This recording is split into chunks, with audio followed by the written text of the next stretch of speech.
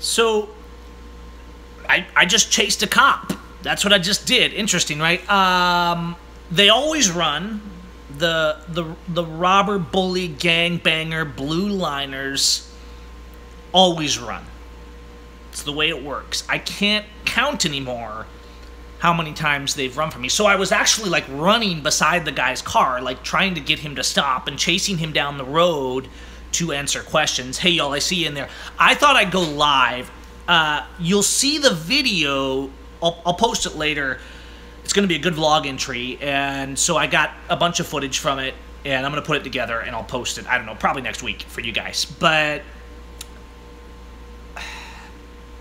I thought I'd just go live to tell you, like, what you feel. I think people are afraid to do activism because they don't know, like, what will happen and what it will do to them. And here, let me put the camera on something stable here. I just want to say that, like, you can do this, all right? You can do it. What do you feel? Wow, this light is super bright. Hang on a second. Let me adjust a little bit. All right, I'm going to turn this that way. Maybe, huh? Okay, we'll reflect the light off the wall that way, so it'll... Look at that. Isn't that nice? Bounces right back on me. Okay.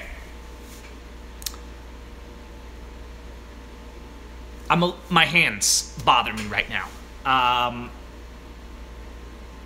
After I do an interaction with a police officer, I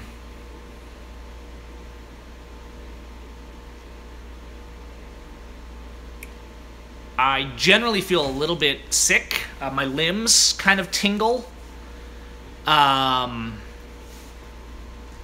And it wears me out. Now, even a mild encounter, this was a fairly mild encounter because the police and Afraid pretty much all know me. And so when I call them out for their extortion, this cop was robbing some old guy for some stupid thing. And so he was extorting him for something, and I just pulled up and had a conversation and tried to question him on what he was up to, and then he ran away. Even if you're in a situation, the more you do activism, when you first encounter the police in your area, you want to be careful, right? For example, you might be in the car and roll down the window but leave the doors locked so that when they approach, you're not face-to-face with them off the street. There's a buffer in between you and them. Oftentimes, I'll get out of the car if I need to, but remember that car is a barrier. It is a buffer. So... If you have the camera rolling, right, I pull up, I see it, I drive by, I see what's going on, I whip it around, I pull up, I park legally. I try and do everything by the book so they don't have anything on me. So think about that. Always remaining calm. That's very important because cops are bullies, okay? Now, usually the ones around here, because I've had to deal with them so much, they know who I am and they run away. And depending on the experience of the cop, they may interact with you, they may just run away, they may try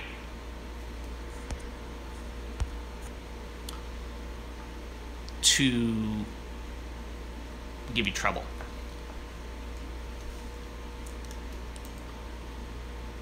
Keep that camera running.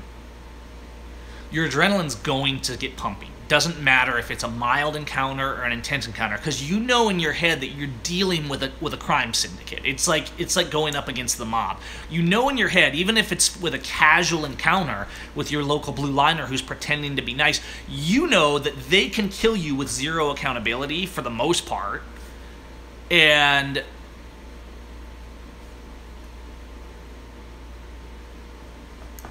that anything you do can be used against you. So you want to be like, take a breath and be very calm, even if your adrenaline's pumping and you're hyper. And so they try and use this against you. You'll see this a lot. Police are always like, what's wrong with you? Are you drunk? Have you been doing any drugs or alcohol? See, the police are actually all hopped up too, because most of them are actually on drugs. Most of them are on roids, and they're taught that everybody's the enemy. And the reason they're so on or off oftentimes is because they're on some kind of a drug. Whereas most of the time we're not. And so you've got all these thugs all over the nation, right? Supported by people telling them they're heroes, supported by a treasonous government, supported by a traitorous president who's telling them to do more abuse, right? It just gets worse and worse and worse, but your voice changes the world. And so it's not like you can stop them directly. You can't intervene with force because they'll kill you, or you'll go to prison and be locked in a cage.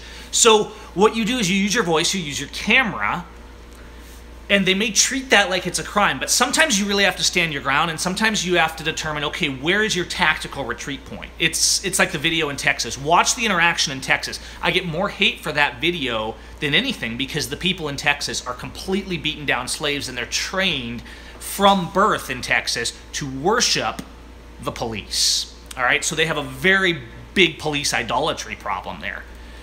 And if you look at that video, you'll see an area where I used a tactical retreat, because I know that police in Texas, because they're always praised as heroes, they know they can get away with being major thugs, even more so than some other areas. So when I was in there with my family and my wife, then I'm like, well, I can't have these guys taking my kids. So I moved the car back a little bit because they were threatening to arrest. And I get a lot of hate on that one from the Texans, but the police were psychotic thugs. And all they were doing is harassing and abusing people. It's an interesting video to watch because there's a psychology at play there. And you can see the Texas, that one went viral in Texas, and the Texas people absolutely were flipping out because I exposed the fact that their thugs that they're worshiping are the thugs. They are the terrorists. And I called them out on it. Today's interaction was fairly mild, but you could tell, you'll see in the video when I post it next week, that he kind of stopped. Like, you watch for them. So they're kind of running away, and I'm saying, hey, wait, I want to talk to you. I want to talk to you. And he stops almost like he's about to lose it. Police have very short tempers. Make sure your demeanor is peaceful and kind, even if it's bold.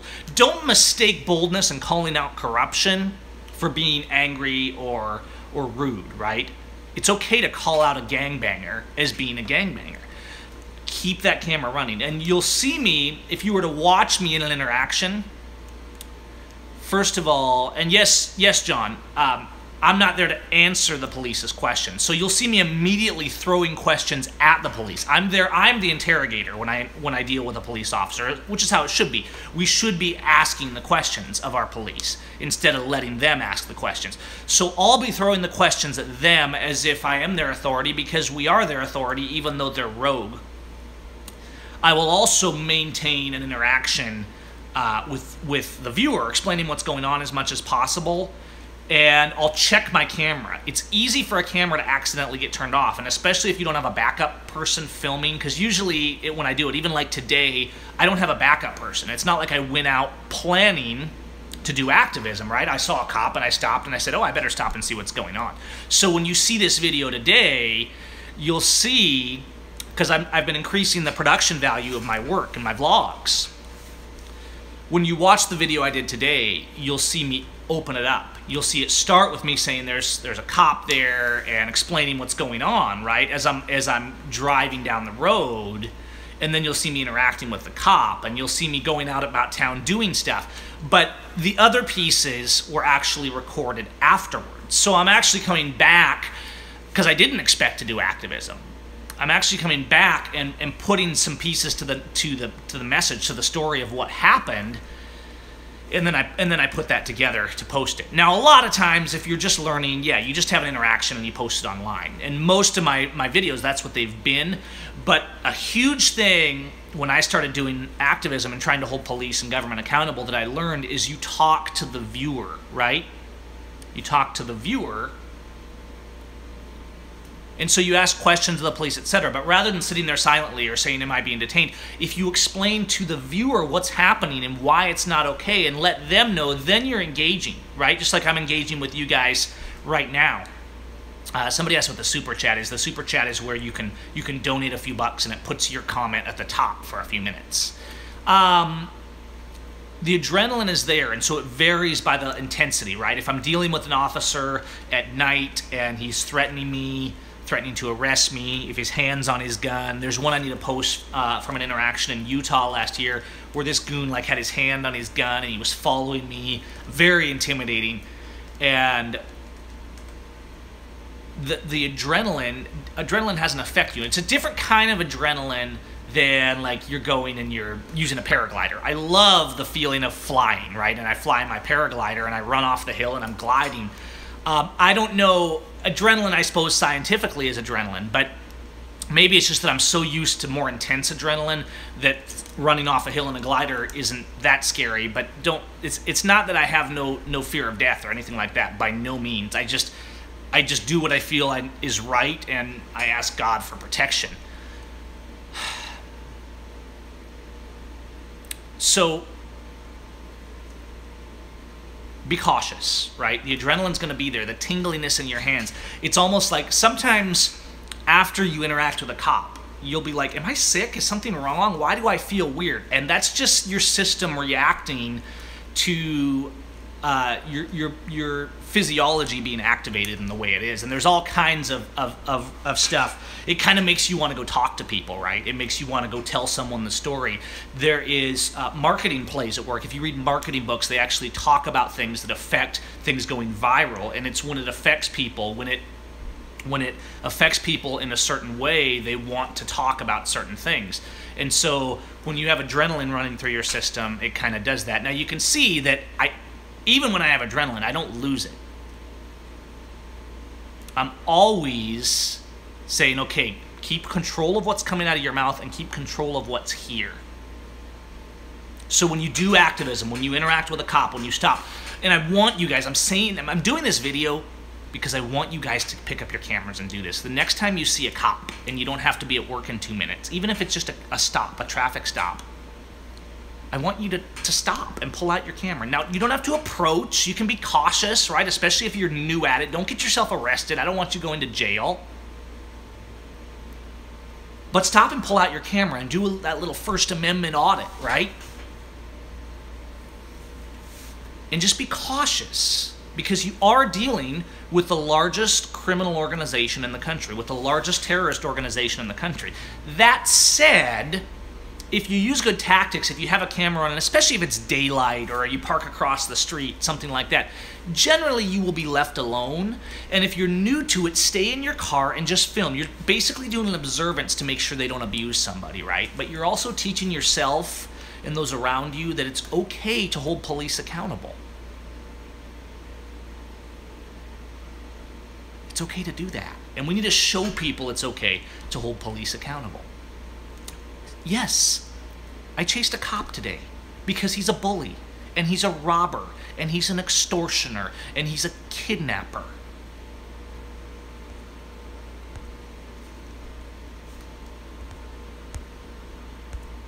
And it's okay to call him out. And so what's the message? What am I getting at? I went live because I wanted to go live after just having an encounter and kind of explain to you guys what you feel, what you're going to feel, so you know that yes, there's going to be an effect. Yes, it's a little scary, it's a little intimidating, even for somebody like me who's done more police encounters than most people on YouTube, maybe everyone on YouTube in terms of activism, right? I've done a lot of them. It still affects me because I still know that my life is in danger when I call these guys out. But you know what? Our life's in danger anyway. Every time a cop is behind you, your life is in danger because they are terrorists. They're thugs. And they're out to kill, steal, and destroy. But remember this, every villain is the hero of their own story. So because society's always telling them, because people don't have the courage to speak out, because we're not speaking out enough, these guys actually do believe they're the good guys. And you have to try and approach it from that perspective. You have to understand that they actually believe they're the good guys. And so even though I'm talking to the viewers, right, and I'm not there to answer the cops' questions, I'm going to tell them you're not the good guy. Because if we tell people, if you tell the robber that they're not the good guy, at least eventually they realize they're not the good guy. Let's make them acknowledge that they're the robbers and then go from there. Okay? So that's what I did this Saturday. I'm also working in the studio, and I'm getting over this head flu, which is why my eyes are still a little bit of red. For all of you that were mocking me in my sunglasses this week, I was wearing sunglasses this week because I had my eyes had conjunctivitis. They had a viral infection from this crud that's going around, but I still wanted to talk to you guys, but I didn't particularly want to get on with my big ugly red eyes because you don't need to see that. That's why I was wearing sunglasses. And I finally took them off today, but there's a little bit of redness still in my eyes and they're itching a little bit. But we speak out, we stand up, we love our neighbor as ourselves. Interesting thing happened during the encounter today though. After it was over, a neighbor in the house I was parked in front of on the street, he came out. And he was like fist bumping me, and he knew my work, and he was thanking me and you know, saying that he appreciates what I do. And so that's good. It's good to be appreciated a little bit. And we can make it normal, guys. Filming police and things like that is already way normal than it used to be. We can make it normal to call them out. It's okay.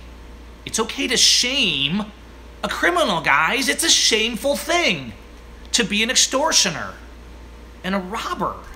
It's okay to shame that. Don't answer their questions. Ask the questions.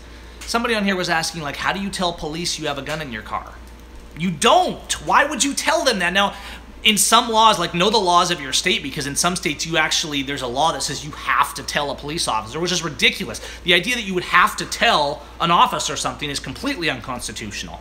Let me give you a tip. Thanks, Jesse.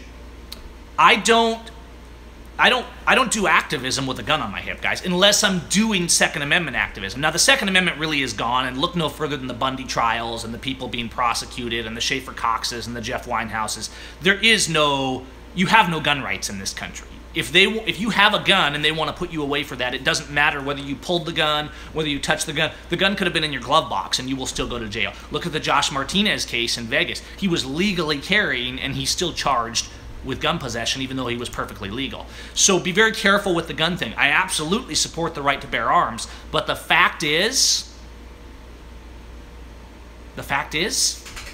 you don't have gun rights. The government allows you sometimes to carry a gun. If you ever use the gun to actually defend your rights, you're probably going to prison. At that point, it gets to a point where it's like, well, why put myself at more risk, right? If I'm doing like a Second Amendment event or something like that and we're trying to showcase those rights, that's one thing. But I'm not going to walk up to a police officer at night to do activism or during the day with a gun on my hip. For most situations, because they'll just have a reason. Then when they shoot you, everybody's going to be like, oh, he had a gun. Because in America, the fact that someone had a gun or a knife in their pocket is considered a reason for police to murder them, because that's how delusional we've become. That's how blind society's become. As if it's a crime to have a gun, and so therefore it's okay for a cop to shoot you for possessing a gun. If it's you and I, short of someone like shooting at us, we better not be shooting back or we're going to prison. It doesn't matter if the guy has 100 guns. That's not a crime. There's no such thing as a crime for gun possession that's real. It doesn't exist. It's all fake law. But that doesn't mean you won't go to prison for it. So choose your battles, know when to do your tactical retreat. Sometimes if they have a gun to your head and they say, the robber has a gun to your head and he says, give me your money, sometimes you just do it because it's not worth dying for. You can only pick one hill to die on, all right? So these are some thoughts. Pull your camera. Always run the camera. Be prepared for the fact that it's going to affect your adrenaline. It's going to make you nervous, all right? Be prepared for that, and take a breath and stay calm. Be firm. Don't answer questions. Ask questions and talk to the people. Talk to the audience. Right? Explain to people what you're doing and why it's okay to hold them accountable. And start with simple things. Start just pulling across the street, filming some traffic stops. Be safe. Be principled. Control your language. Sure, you have a right to use bad language, but don't give them the narrative. They want you to lose control. And when you stay calm, they have a tendency to lose control. All right, guys, so this is going on long enough, but this is for you core guys that really want to know what's happening, right? That really want to know what's happening. So like, subscribe, share. You can go to callmegav.com if you want to subscribe to my email list. And stop voting for tyrants. Stop voting for the better of 3 tyrants. It's not fixing anything. Start speaking out against the tyrants, against the tyrannical Congress, the tyrannical city council, the tyrannical president. Start speaking up. Start loving your neighbor. I love my neighbor because I want to act like Jesus, you know? You do it for whatever reason you want, but love your neighbor. We're such a vile, hateful nation. We've become so callous to suffering of others and people in prison. I mean, you got mothers that are in prison for fake crimes, delivering their babies in prison. You got families like the Bundys, like Leonard Peltier, torn apart, right? It's nuts, guys. Or you got a Mexican coming across the border and people are saying, shoot him, shoot him. It's like, I got news for you guys. A Mexican's life is every bit as valuable as an American life. And all the immigration stuff, it's all made up. It's all a narrative to enslave you. America doesn't have an immigration problem that our own government didn't intentionally create. I'm going to do a video on the history of immigration and what the founding fathers thought about it, because it's nothing like most of you think. All of the so-called patriotic, you know, right-wing, Republican, whatever, immigration stuff that people are always going on about, it's non-existent in the founding fathers. There was no such thing as an illegal alien in 1776. There was no such thing as that, okay? And it wasn't about not protecting our borders. It's that the federal government was not allowed to manage the borders. There's no, the Border Patrol is an 100% illegal organization. There's no mandate whatsoever in the Constitution. And I know people are going to freak out about that, because people react. That's why I'm throwing this on at the end. People react to what they've been told, just like cops are good, right? Or government is good. They protect us. It's like, imagine, it's like if people said to George Washington, but George, the redcoats keep us safe, right? We're used to hearing stuff, and so we're conditioned to think it's normal. But the whole narrative of the border, or like, you know, Muslims are destroying the country, or Mexicans are going to ruin everything, right? It's all made up. It's all made up to keep you in fear. The founding fathers had none of that going on. There was no restriction on immigration when America was founded. That was absurd. In fact, one of the reasons we fought the American Revolution, guess what? Read the Declaration of Independence tonight. One of the reasons we fought the American Revolution is because the king was restricting immigration, guys. It's crazy. It's crazy. Love your neighbor. You're not better than anyone else. All men are created equal. That's the foundation of America. Sadly, America is dead and it's falling, but we have to step up and try to fix that to the best of our ability, or at least to care for those around you. Thanks, Tristan. So step up and do that. Speak out. Don't be afraid. You notice I just say things that are true, right? It doesn't matter if there's trolls in here that are anti-American, that hate the Constitution, that hate justice. It doesn't matter if the truth is the most important to you. You just power past that and tell people the truth. And so taking on things like police, the police are bad, right? As a patriot, I get attacked for that. But it's time to break new ground with truth. The truth is breaking new ground in an empire of lies. What did Ron Paul say? Truth is treason in an empire of lies. Well, if you live in America, you live in an empire of lies. And all the narratives being fed to you, from terrorists to immigration, et cetera, they're all to control you. Your government is the terrorists. The blue line kills more people in America than all terrorist organizations combined. They are the thugs, guys. They are the thugs. All the border issues were created by fake law that the federal government had no authority to create in the first place, by fake restrictions. That's the truth. And so what people do, what fake patriots will do, is they simply call me names. They say, Gavin, you're an effing idiot.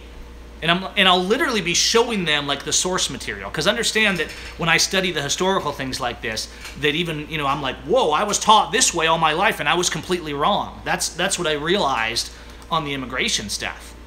And so, you know, they're like, oh, you're a libtard. I'm like, no, I actually read the source documents that were written by our founding fathers. I mean, I have a library of, like, the discussions from the House floor in the first Congress, guys. And you can get this stuff. It's not hard to find. I bought an ebook the other night that's called The Complete Bill of Rights. It's a phenomenal book. It's actually a textbook for university. It was a $200 ebook because it's a textbook. But it's phenomenal source material research, okay? Now, most of them aren't that expensive. And so look for, like, if you really want to look at the Federalist Papers, if you want to look at American history and see what the Founding Fathers were saying.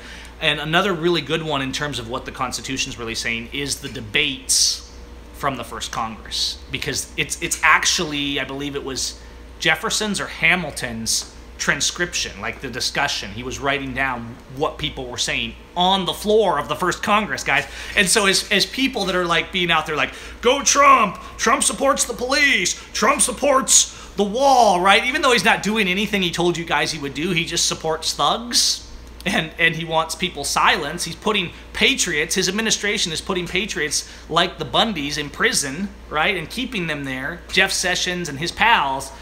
And people are saying that are out there trying to say they're patriots or 3%ers. They're like, support the system, support the government, support the police. What they're saying is we're patriots, we're 3%, but we're also redcoats. That's completely irrational.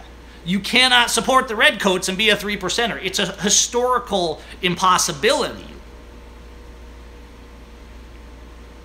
I mean, go study what the 3%ers are. Okay, so I know we kind of had this little trail in here, but this was a long stream anyhow, and so I kind of wanted to go into that on today's show because it connects to what we're talking about with police. The fact that we're always fed false narratives, and by speaking out. See, by saying this stuff to you that might be a little controversial, those of you that are thinking, even if you are like, wait, what are you saying, Gavin? You know, you're going to think about it. Maybe you're going to go study some history. When we speak things, just like when I walk up to the police officer and I say, dude, you're not a good cop, you're a criminal. That cop may or may not think of it because they're pretty far gone. But the people, you guys, the ones I'm talking to, the neighbors, they're going to start thinking about it, right? So we have this sphere of influence. As we speak out, the more we speak out, the more we affect society around us. And so when you say controversial truths, the more you repeat those, the less controversial they become.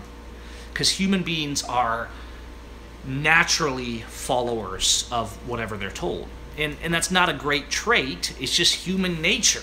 And we've got to challenge ourselves to be free-thinking and step outside of that. So anyways, yep, I'm in the studio. That's my printer. That'll print 44-inch rolls.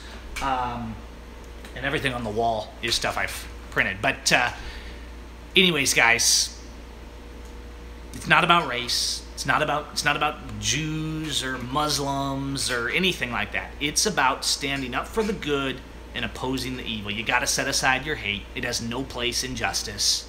We got to give them the due process they've denied us. And so, yeah. Oh, yeah, the DX Racer. I got sick of sitting in that chair over there because it was, like, hurting my back. So I got the DX Racer. It's been pretty good. A little bit expensive, but I spend a lot of time in front of the computer. In fact, I got to go edit video now. My background, quick sidebar as we close out today, my background is photography, and so I've connected all of that, making images, and that's grown into a lot of video work. Not just my activism, but I actually do cinematography work.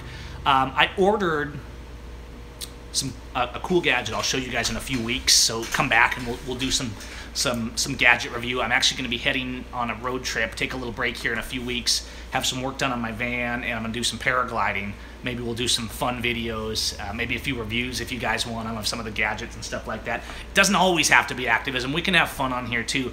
But you know what? Learning to communicate, telling people the truth, visual communicating, editing video, it's all the same message, guys. It's all the same understanding. If we love our neighbor and we learn to speak truths no matter what society tells us,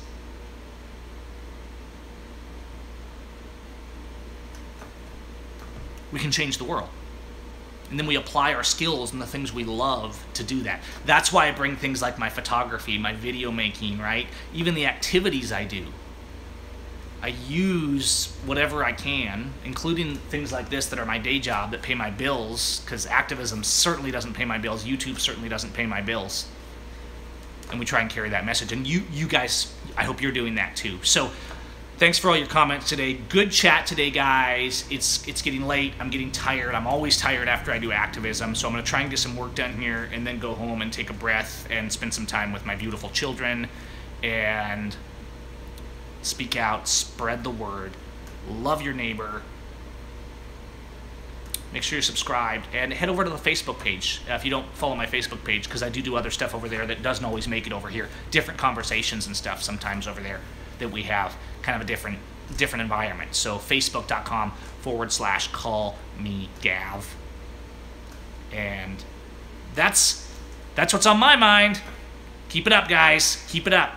Fight for liberty, but do it with peace.